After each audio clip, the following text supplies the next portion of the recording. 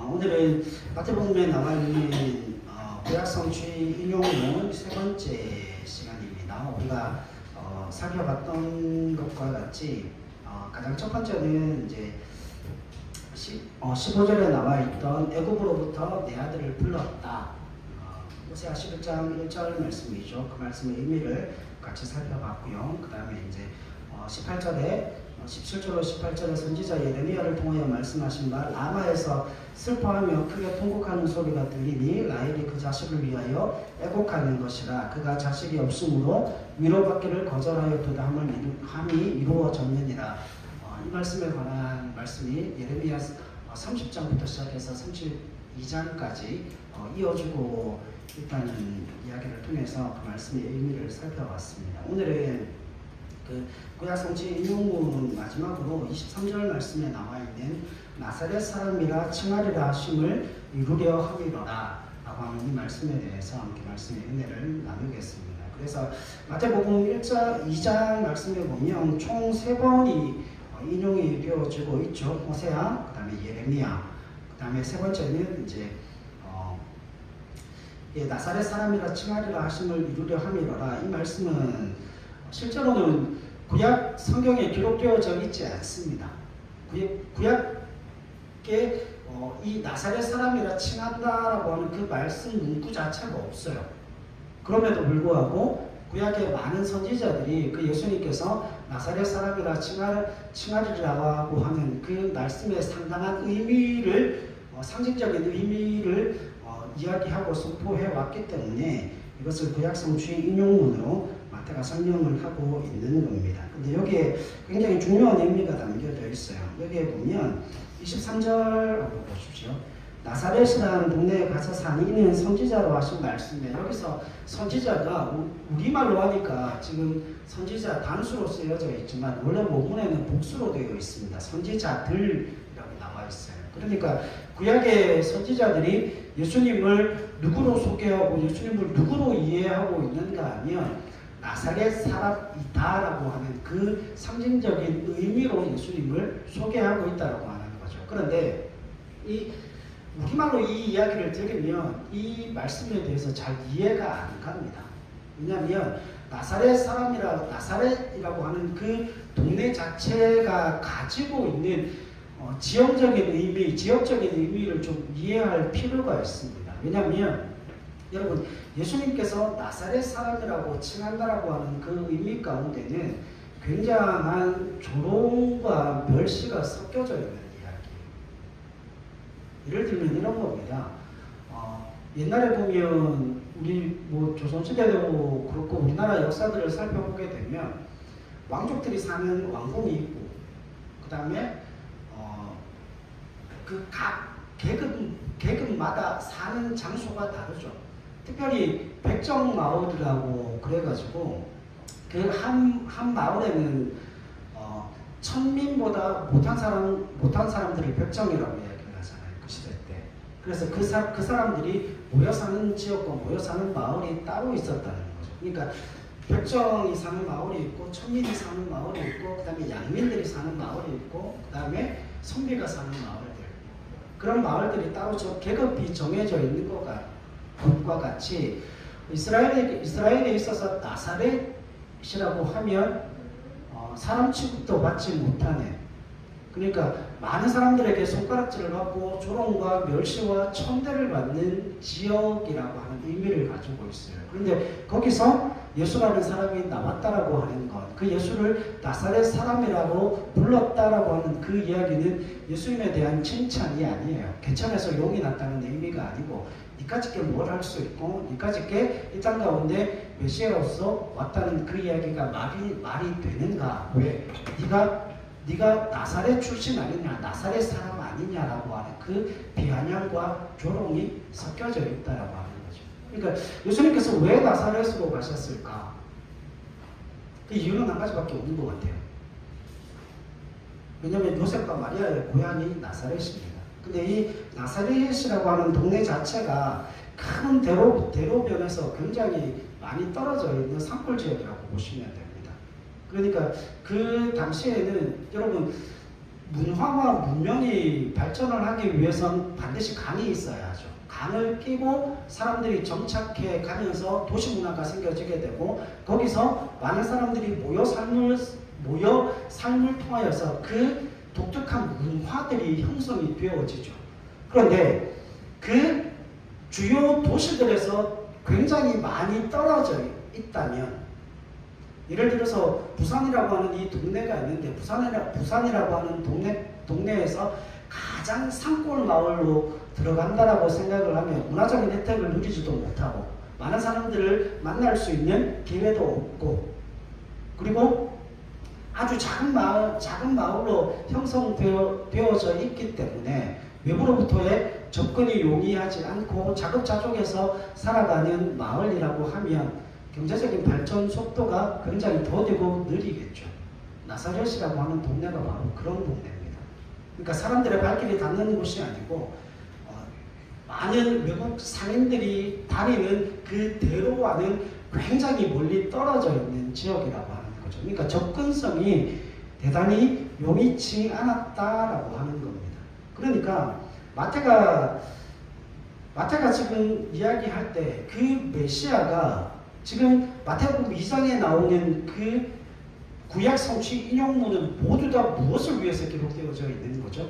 예수님이 어떤 분이신가에 관하여서 이야기하기 위해서 뭐가 기록되어져 있는 거예요? 이분이 구약에서 오신 메시아다라고 하는 그 말씀이 선포되어지고 있는 겁니다. 그러면 이 예수가 나사렛 사람이다라고 하는 그 이야기는 무슨 의미를 가지고 있는가 하면 이 사람은 볼품이 없다는 거예요. 그리고 이 사람은 고운 모양을 가지고 있지도 않고 흠모할 만한 어떤 것도 가지고 있지 않다라고 하는 것이 이 메시아의 특징이라고 하는 거죠. 성경 한 구절 찾아봅시다. 이사야 53장으로 한번 가보세요. 이사야 53장. 거기서 메시아에 관한 이야기가 구구절절하게 나옵니다.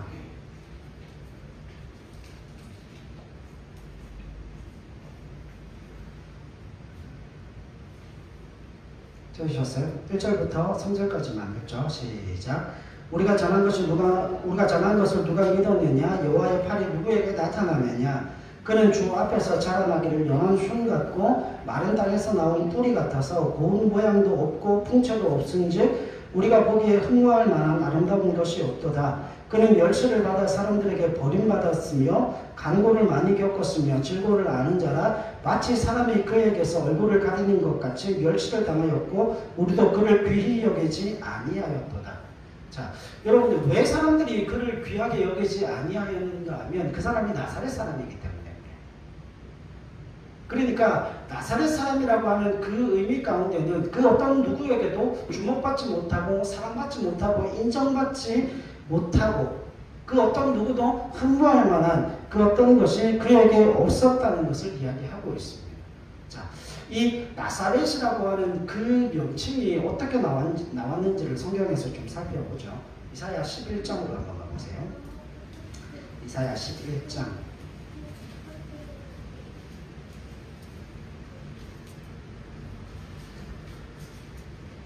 이사야 11장에 보면 메시아에 관한 내용이 나오고 있지만 이 나사렛이라고 하는 그 말의 의미가 무엇인지를 이야기합니다. 11장 1절 같이 한번 읽겠습니다. 시작.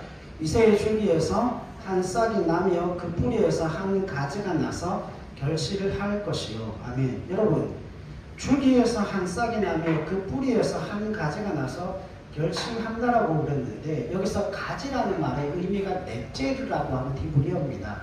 넷제르. 이 넷제르라고 하는 이 말의 의미가 볼품없다라고 하는 뜻이에요.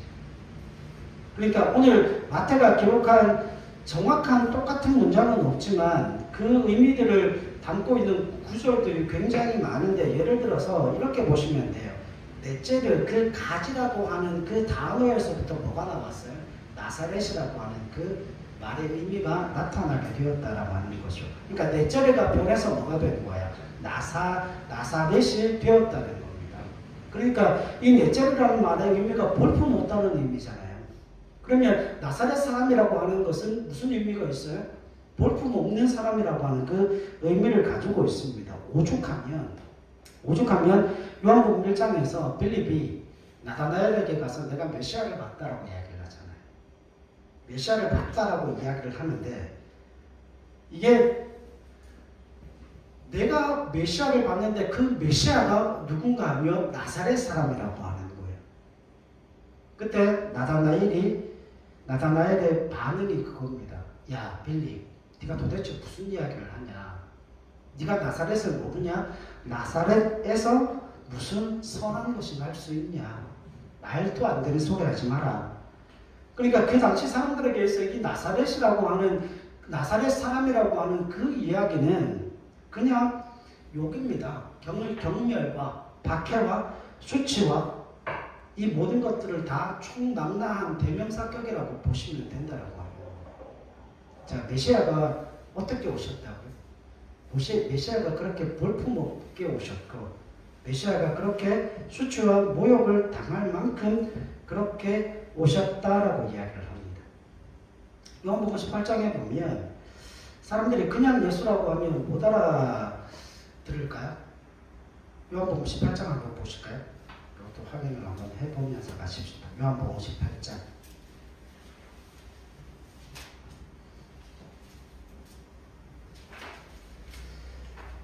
요한복음 18장에 보면 많은 사람들이 이 18장 1절부터 시작해가지고 40절까지 38절까지 다 한번 읽어보세요. 여기에 보면 예수님께서 이제 재판을 받는 그 장면이 나오는데 여기에 뭐가 나오는가 하면 예수님께서 많은 사람들 앞에 예수님께서 잡혀가시면서 사람들이 그렇게 이야기를 해요. 그냥 예수라고 이야기를 하면 되잖아요. 그죠? 그런데 그 예수 앞에 뭐를 붙입니까? 나사렛 예수라는 이름을 붙입니다. 그러니까 나사렛에서 사는 예수다, 나사렛 사람 예수다라고 하는 그 말이 나오는데 이게 조롱이라고 하는 거예요. 여러분 생각해 보십시오. 예수님께서 사역을 하실 때에 많은 사람들이 예수님에 대해서 혜택을 입었잖아요. 병을 고치게 됐고, 눈먼 사람이 눈을 뜨고 못 걷는 사람이 걷게 되고, 그 영적인 은혜와 축복을 통하여 수많은 혜택을 누렸음에도 불구하고 이제 예수님께서 고난을 당하시고 예수님께서 어려움을 당하실 때 사람들이 그 예수를 향하여서 외치고 또 외치는 말이 네가 나사렛 예수가 아니냐라고 하는 거예요. 그러니까 예수의 모든 것들이 다 부정되어지고 있다라고 하는 것이죠. 왜요? 예수가 나사렛 사람이기 때문에. 여러분 대부분의 사람들은 자기가 사는 지역이 또 자기가 살아왔던 그 지역이 많은 사람들에게 인정을 받지 못할 것 같으면 대부분 숨기잖아요. 그렇죠? 대부분이 숨기는 게 인지상정 아닙니까? 그런데 예수님은요. 숨기는 게 아니라 구약에 예언되어져 있는 수많은 선지자들을 통하여서 예수께서 나사렛 사람이라 칭함을 받게 될 것이라고 하는 그 수많은 예언들 속에서 드디어 예수님께서 이 땅 가운데 오셔서 나사렛에 가셔서 그곳에서 자라심을 통하여서 나사렛 사람이라고 하는 그 호칭을 얻게 되었다라고 성경은 말씀을 하고 있습니다. 예수님께서 뭐 하신 거예요? 결국 그 수치와 모욕을 다 받아들이셨다라고 하는 것이죠. 자, 여기에 굉장히 중요한 이유와 목적 한 가지가 있습니다. 왜 예수님께서 나사렛 사람이라고 칭함을 받아야 하는가? 여기에 예수 믿는 하나님의 사람들이 오해하는 부분들이 있습니다. 여러분, 예수 믿는 많은 사람들이 그런 오해를 합니다. 내가 많은 돈을 가지지 못해서, 내가 많이 배우지 못해서, 내가 무엇을 많이 소유하지 못함을 통해서 나는 믿음 생활을 제대로 하지 못한다라고 하는 사람들이 얼마나 많은지 몰라요. 여러분, 내가 돈이 없는 것과 내가 가난하게 사는 것, 내가 많이 배우지 못하고 내가 많은 것들을 소유하지 못하는 것이 믿음을 가지는 일에는 전혀 걸림돌이 펴지지 않는다는 겁니다. 그거는 우리의 핑계일 뿐이지 그것과 내가 많은 돈을 소유하지 못하고 내가 많은 물질적인 것을 소유하지 못하는 것이 내가 믿음 생활을 하지 못하는 장애물이다라고 생각하는 그 모든 것들은 다 누구의 핑계일 뿐이에요. 우리의 핑계일 뿐입니다. 왜 그럴까요? 그 이유가 뭐겠습니까? 여러분, 성경이 분명한 그 이유를 이야기합니다. 예수님께서 어떤 분이시라고요? 많은 사람들로부터 어떤 사람으로 칭함을 받고 계신다고요? 나사렛 사람이라고 칭함을 받고 계신다는 겁니다. 여러분, 나사렛은 가난한 동네예요. 무엇인가를 소유할 수 없는 동네이고 많은 사람들로부터 수치와 모욕을 당하는 그와 같은 호칭이 나사렛 사람이라고 하는 칭호입니다. 그런데 예수님께서는 그 칭호를 기꺼이 받으셨다는 겁니다. 그러면서도 그분이 메시아입니까? 아닙니까? 그분이 메시아가 맞습니까? 아닙니까? 그분은 메시아이십니다. 그분이 십자가에 달려 죽으시면서까지 우리를 구원하신 메시아임이 분명함에도 불구하고 그분은 많은 사람들로부터 칭찬을 받지 못하고 인정을 받지 못하고 나사렛 사람이라고 하는 수치와 모욕적인 그 칭호를 이 땅 가운데서 받으셔야만 했다라고 성경이 말씀하고 있습니다. 제가 오늘 두 가지를 이야기하려고 합니다. 첫 번째는 이거예요. 우리가 소유한 그 어떤 것도 예수를 믿는 그 일에 있어서 우리에게 유익이 되어지지 못하고 우리가 소유하지 못하는 그 어떤 것도 예수를 믿는 그 일에 장염이 되어지지 않는다는 거예요. 왠 줄 아십니까? 주님께서 이 땅 가운데 오신 가장 중요한 이유와 목적과 내용이 무엇인가 하며 주님께서 정치적이거나 사회적이거나 경제적이거나 군사적인 면으로 이 땅 가운데 오신 메시아가 아니기 때문에 그래요. 여러분, 예수님이 나사렛 사람이라고 칭함을 받으신 가장 중요한 이유, 그리고 유대인들이 아직도 그 초림 예수를 기다릴 수밖에 없는 가장 중요한 이유가 무엇인가 하면 유대인들이 기다리던 메시아는 어떤 메시아입니까? 정치적이고 경제적이고 군사적인 메시아입니다. 그래서 그들은 이 땅 가운데 나사렛 사람이라고 멸시와 천대를 받고 많은 사람들로부터 흠모할 만한 그 어떤 것도 소유하고 있지 않은 그 예수를 누구도 인정할 수 없는 거예요. 메시아로 인정할 수가 없는 겁니다. 사랑하는 여러분, 이게 유대인들만의 이야기일까요? 이게 유대인들만의 이야기가 아닙니다. 오늘 이 땅을 살아가는 예수 믿는 하나님의 사람들, 정말 수많은 사람들이 하나님 앞에 부를 위해서 기도하고 명예와 권력을 위해서 기도하는 사람들이 얼마나 많은지 모릅니다. 하는 일들이 잘 돼야 되고 하는 사업이 잘 돼야 되고 내가 하는 그 모든 길 가운데 하나님께서 탄탄대로를 열어주시고 시온의 대로가 열려짐을 통하여서 내가 하는 모든 일들이 다 잘 되어야 나는 예수를 잘 믿을 수 있다고 생각하는 사람들이 얼마나 많은지 몰라요. 여러분, 그들의 유대인과 다른 게 뭐가 있습니까? 그들이 원하는 메시아는 어떤 메시아입니까? 경제적인 메시아 아닙니까? 물질의 물을 가져다주고 우리의 소원과 기대를 이루어주는 마치 도라에몽처럼 주머니에서 뭔가를 꺼내놓아서 내가 소원하고 바라고 기대하는 것을 이루어내는 메시아, 그런 메시아를 기다리고 기대하고 소원하고 소망하고 그런 메시아가 이 땅 가운데 오셔서 내 모든 삶에 나사렛 사람이 아니라 예루살렘 사람이라고 하는 그 은혜와 축복을 가져다 주기를 위해서 기도하는 사람들이 얼마나 많습니까? 여러분, 오늘 우리가 유대인들과 다를 바가 뭐가 있습니까? 우리가 원하는 그 메시아가 나사렛 사람이 아니라 유대인들이 그 예수를 받아들이지 못하는 것, 그가 나사렛 사람이라 칭함을 받았기 때문이에요. 그리고 어떤 힘도 가지지 못하고 어떤 권세도 가지지 못하고 어떤 능력도 가지지 못한 사람처럼 보여지거든요. 심지어 요한도 오해하죠. 왜냐하면 메시아로 이 땅 가운데 오신 분이, 우리를 구원하기 위해서 이 땅 가운데 오신 분이 왜 갈릴리를 다니면서 연약한 사람들의 가정을 찾아가셔서 병을 고쳐주시고 그들의 어려움을 해결해 주실 거예요.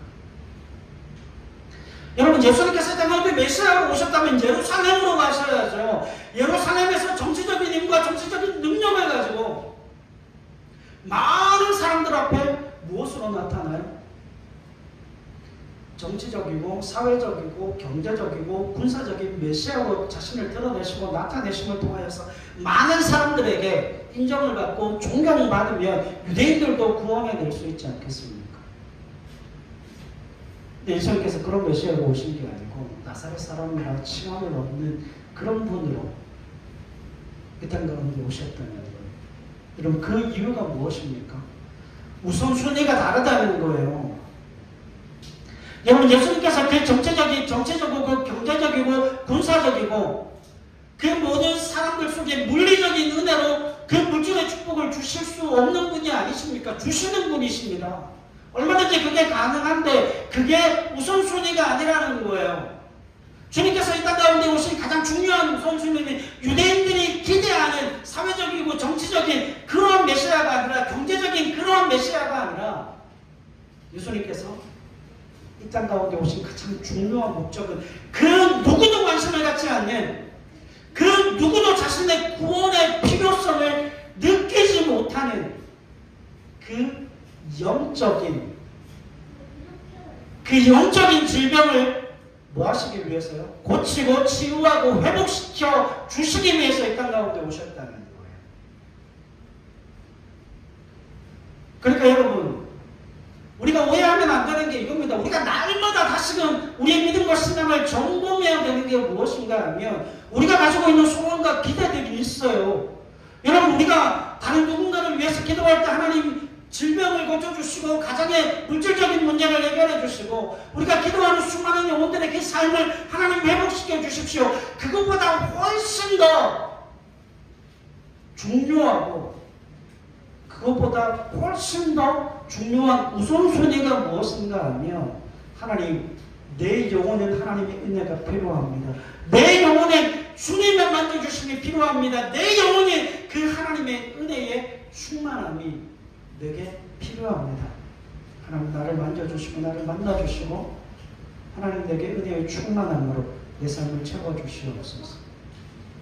여러분, 주님께서 이 땅 가운데 오신 가장 중요한 이유는 그들의 영적인 피폐함과 그 영적인 사망으로부터 우리를 구원하여 건져 하나님의 사람, 하나님의 백성으로 만드시고자 우리를 구하셨다는 거예요. 찾아오셨다는 겁니다. 여러분, 그게 가장 첫 번째 우선순위라는 거예요. 그래서 예수님께서 왜 사회적이고 경제적이고 군사적인 면으로 이 땅 가운데 오시지 아니하셨나? 이유는 분명합니다. 영원히 살지 못하면 그들에게 부를 준들, 그들에게 명예와 권력을 준들, 그들의 영혼이 구원받지 못하고 그들의 영혼이 살아나지 못하면 물질과 부와 권력이 그들을 뭐 할 수 없기 때문에요? 구원할 수 없기 때문에요. 그래서 그 누구도 신경 쓰지 않고 그 누구도 관심을 기울이지 않는 그 영적인 생명을 위해서 주님께서 이 땅 가운데 오셨음을 가르쳐주고 계십니다. 그러니까 여러분, 부와 명예와 권력을 위해서 기도해야 돼요? 안 해야 돼요? 해야 됩니다. 근데 그게 우선순위가 되어서는 안 됩니다. 그게 정말 우선순위가 되어서는 안 됩니다. 우리의 우선순위는 언제나 우리의 영혼의 충만함이에요. 우리의 영적인 충만함이고 그 영적인 은혜의 풍성함을 통하여서 하나님의 은혜를 내 삶 속에 담아내는 것, 하나님의 영광을 내 삶 속에 담아내는 것, 그리고 그 담아내는 그 영광이 나를 통해 흘러가 다른 영혼들을 살리는 겁니다. 두 번째가 이거예요. 예수님께서 나사렛 사람으로 오신 가장 중요한 이유는 무엇 때문에 오셨다고요? 우리의 영혼을 살려내기 위해 오셨다는 겁니다. 우리의 생명을 위해서 이 땅 가운데 오셨다는 겁니다. 그러니까 맹목적으로 부와 명예와 권력을 위해서 기도하시면 안 됩니다. 그런데 여러분, 제가 두 번째 말씀드리는 게 뭔가 하면 우리의 영혼이 하나님의 은혜로 충만히 채워지게 되고 하나님의 영광의 그 풍성함이 우리 가운데 채워지게 되면 우리가 누군가를 살릴 수 있는 능력을 소유하게 되어진다는 거죠. 우리가 잘 모르는 게 있어요. 여러분,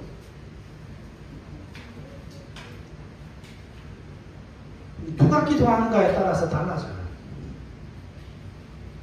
누가 기도하는가에 따라서 그 기도의 대상의 삶이 완전히 달라집니다. 여러분, 성경에 보면 엘리라고 하는 사람은 좋은 제사장이에요? 나쁜 제사장이에요? 좋지 않은 제사장이에요. 그럼에도 불구하고 그 엘리가 축복한 그 내용을 한나가 아멘으로 화답하죠. 그런데 여러분, 사무엘은요, 좋은 선지자입니까? 나쁜 선지자입니까? 좋은 선지자죠. 그 선지자의 말이 단 하나도 땅에 떨어지지 아니하였다 그랬거든요. 그러면 엘리가 하나님의 역사를 많이 행했나요? 사무엘이 하나님의 역사를 많이 행했나요? 엘리입니까? 사무엘입니까? 사무엘입니다. 그러면 엘리는 제사하지 않았습니까? 엘리는 기도하지 않았습니까? 사무엘도 기도하고 사무엘도 하나님 앞에 제사를 드렸죠. 그런데 엘리 때는 하나님의 말씀이 희귀하였지만 사무엘 때는 하나님의 말씀이 흥왕함으로 말미암아 미스바 대부흥 운동을 통하여서 영혼들의 삶이 회복되어지는 그 은혜를 온 이스라엘이 누리게 되어졌다는 겁니다. 여러분, 오해하지 마세요. 우리가 돈 많은 것을 가지고 돈 많은 것을 소유함을 통하여서 다른 누군가를 살릴 수 있는 게 아니라 우리가 하나님의 은혜로서 충만하게 채워지게 되면 우리가 그 하나님의 은혜와 우리가 부여받은 하나님의 그 충만한 은혜로 말미암아 우리가 다른 누군가를 위해 기도하고 간구하고 부르짖는 그 부르짖음과 기도가 우리에게서부터 그 다른 영혼들의 삶을 풍성하게 채워내는 능력으로 드러나고 나타난다는 거예요.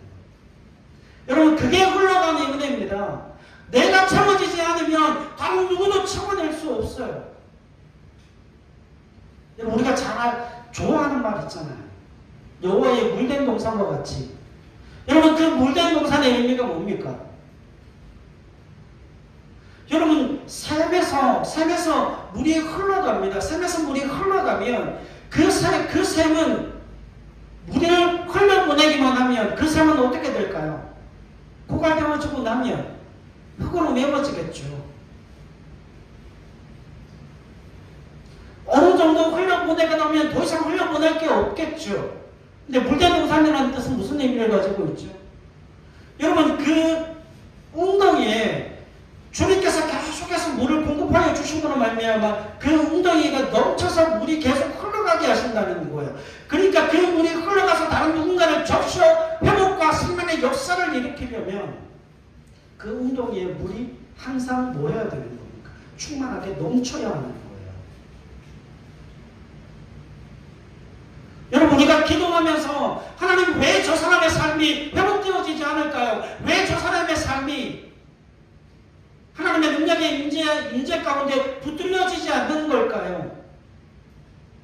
가장 먼저는 그 사람이 아니라 그 사람을 위해 기도하는 내게 하나님의 그 은혜가 넘쳐서 흘러가고 있는가를 먼저 확인하셔야 합니다. 물론 그 사람도 뭐 해야 하는 거예요? 하나님 앞에 엎드려 기도해야 하는 거죠. 여러분, 우리가 무엇인가를 가지고 소유해서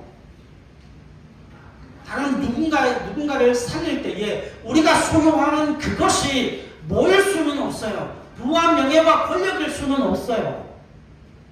그건 하나님께서 은사로 주시는 거예요.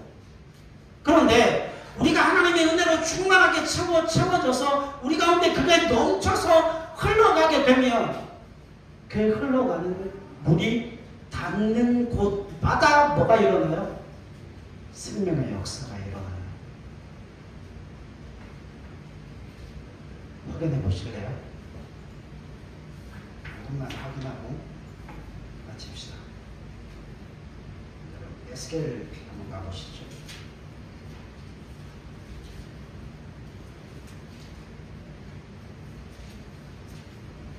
에스겔 47장